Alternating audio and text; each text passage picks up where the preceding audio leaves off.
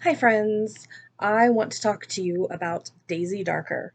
I just read this book and boy, this is a lot to unpack. Pictures and patterns put into words that stream across the page, capturing life as soft spoken. So I am doing spoilers. I want to have a full spoilery discussion. I'm going to start off by some non-spoilery stuff in case you don't want to be spoiled, but we are definitely going to talk about all the twists a little later in the video. So to start off with, this book is, I would call it a gothic mystery.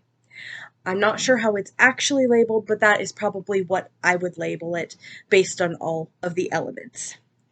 It is about our character, and she's telling the story, Daisy, who is coming to her grandma's house, and her grandmother is having a birthday, and her grandmother is dead. And we find her grandma dead, and then an hour later, we find her dad dead, and people are dying. And so Daisy is fearful for her own life and the life of all her family members. They are on an island at her grandma's house. She calls it her Nana's house, and they cannot leave because there is a tide issue. The tide is high, and the boat that the one character came in on is gone. So it's a cool setup. I love the setup. I ultimately gave it a 4-star. I had kind of um, a mixed feeling about it initially, and I was spoiled for the ending intentionally because about the halfway point, stuff was starting to happen, and I was like, I just don't know if I like what's being done. I have kind of mixed feelings about it because thrillers in general, I I love or I hate, and sometimes they're really a hard one for me to read, so I just wasn't sure how I was feeling about it. And ultimately, I ended up liking what they did, but when I found out what the twist was, I was like, oh.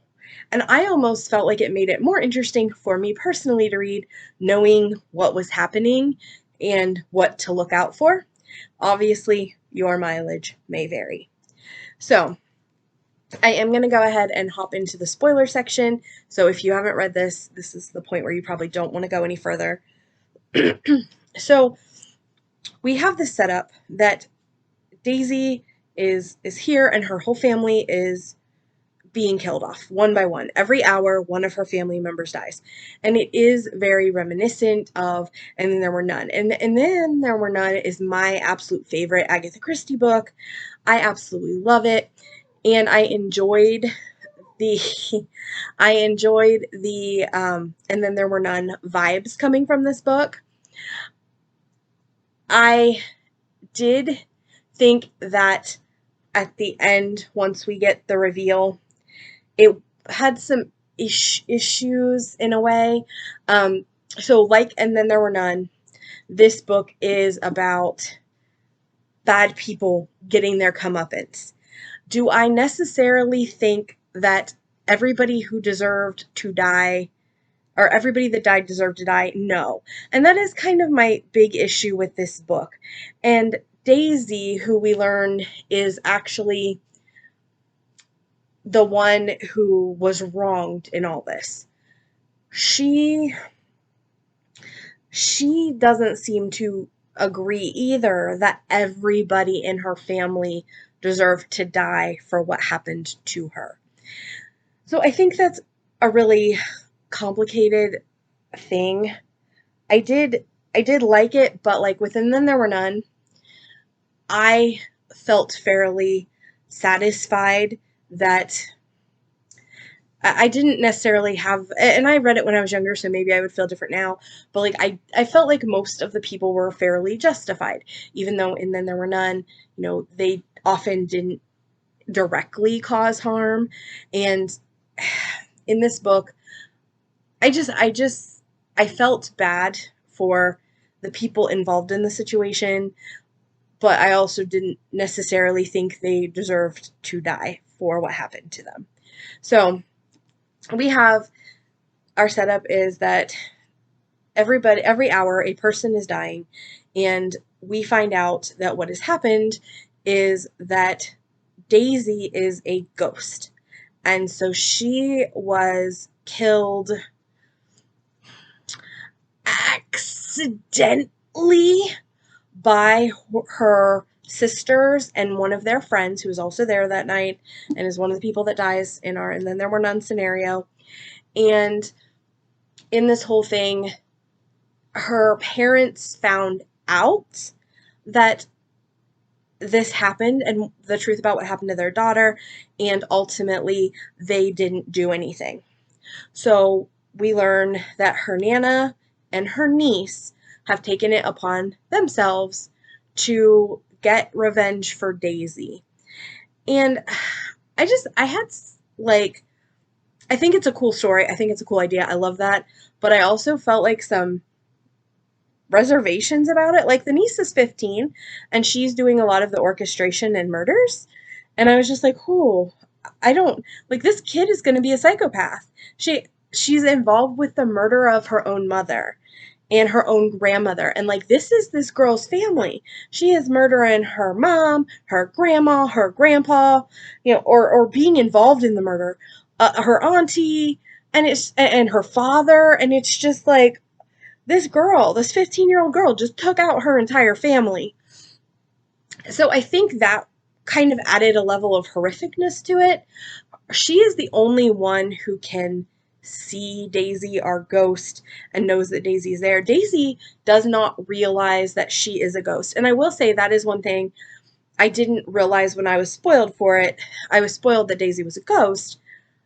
And the person whose review I read said, "Oh, it's obvious they're a ghost because nobody interacts with them."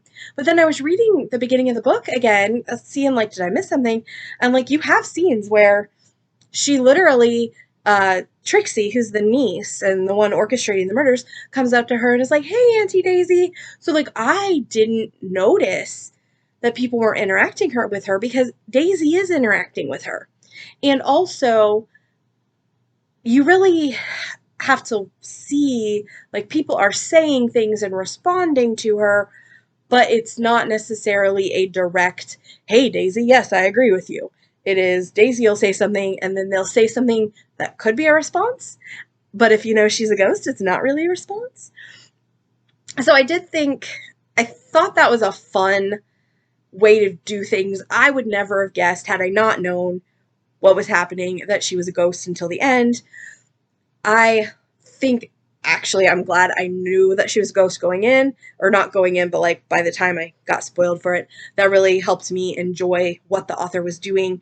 I think the author did things brilliantly.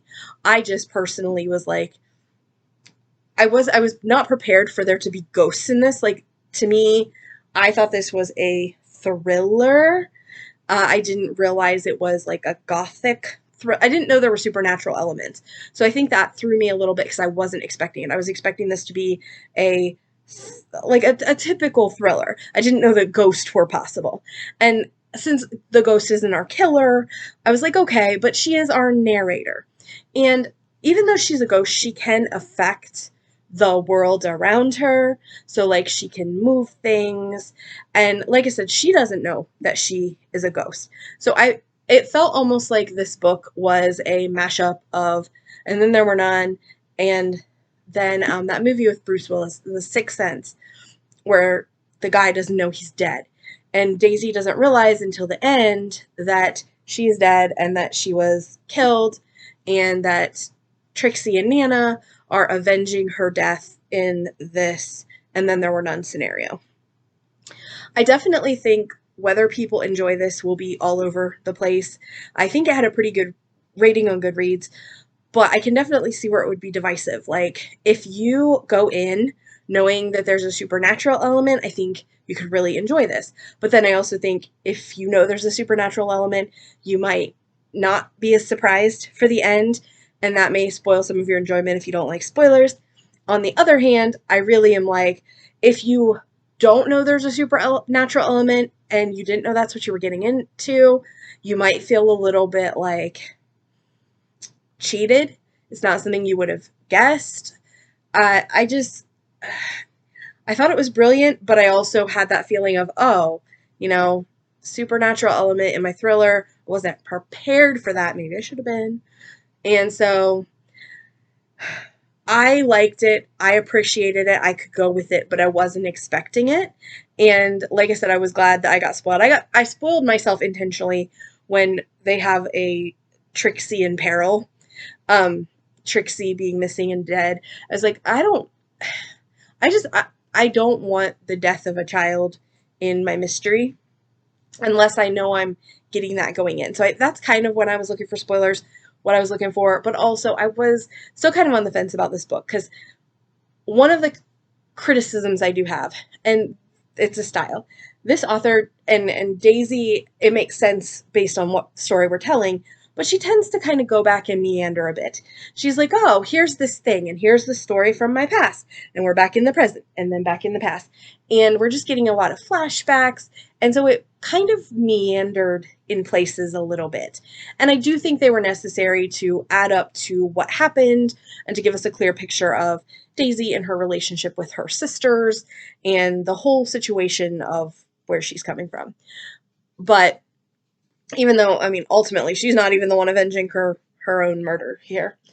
And so I think at that point in the book I wasn't having as much fun. And then when I found out the three things: that Nana and Trixie were in on it, and that Daisy is a ghost. So I really was glad that I'd been spoiled and read with those things in mind. Overall, I did really enjoy this, and I think it was a good book. I definitely will recommend it to friends, but it definitely threw me. It wasn't quite what I was expecting, but overall, a really good time. All right, guys, this has been Jane. I'll see you next time. Bye.